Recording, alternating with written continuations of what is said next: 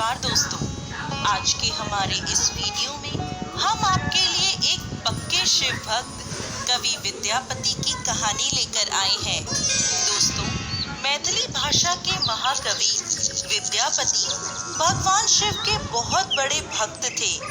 उन्होंने भगवान शिव पर अनेक गीतों की रचना की है और भगवान शिव विद्यापति की इन रचनाओं से प्रसन्न होकर स्वयं एक दिन अपना वेश बदलकर विद्यापति के पास चले आए और अपना नाम उगना बताया और उनसे कहने लगे, मेरा कोई नहीं है, मुझे अपने साथ रख लो, मैं आपकी सेवा कर दिया करूंगा।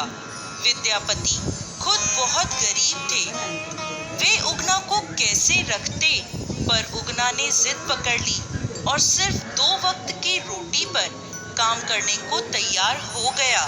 तब विद्यापति की पत्नी उन्हें रखने को तैयार हो गई। एक दिन विद्यापति राजा के दरबार में जा रहे थे, तब तेज गर्मी और धूप से विद्यापति का गला सूखने लगा, मगर आसपास दूर दूर तक कहीं जल नहीं था।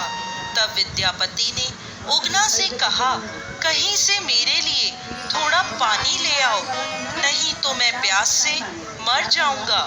उगना बने भगवान शिव को तो पता ही था कि यहाँ दूर दूर तक कहीं पानी नहीं मिलेगा। वो विद्यापति की नजरों से कुछ दूर गए और वहाँ अपनी जटाएं खोलकर 1 लोटा गंगा जल भरकर विद्यापति के लिए ले आए।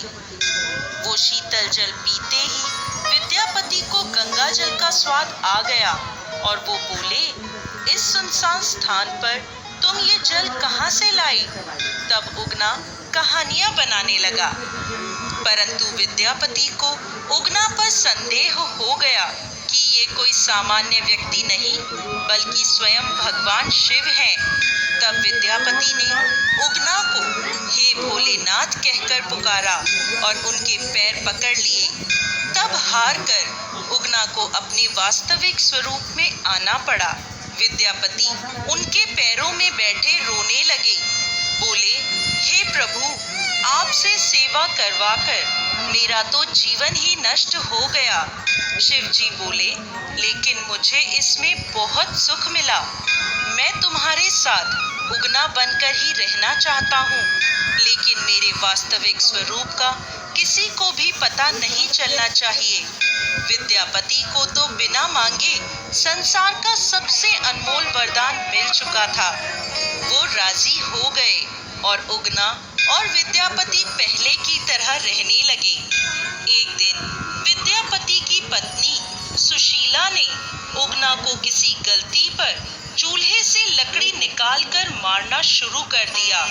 उसी समय विद्यापति वहां आ गए और अचानक उनके मुंह से निकला, अरे मूर्ख, ये तुम क्या कर रही हो?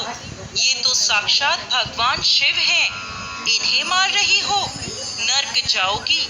विद्यापति के मुंह से जैसे ही ये बात निकली, भगवान शिव अंतर्ध्यान हो गए। इसके बाद उगना बने भगवान शिव को विद्यापति यहाँ वहाँ जंगलों में उगना उगना कहते ढूंढने लगे। विद्यापति की ऐसी दशा देखकर महादेव प्रकट होकर बोले, विद्यापति, मेरा भेद अब प्रकट हो गया है, अब मैं तुम्हारे साथ नहीं रह सकता। उगना स्वरूप के प्रतीक के रूप में मैं तुम्हारे पास शिवलिंग के रूप में विराजमान रहूंगा। तभी अचानक वहां एक स्वयंभू शिवलिंग प्रकट हो गया, जो इस समय बिहार के मधुबनी जिले के भवानीपुर गांव में उगना महादेव के नाम से प्रसिद्ध है। तो दोस्तों, कैसी लगी आपको आज की हमारी एक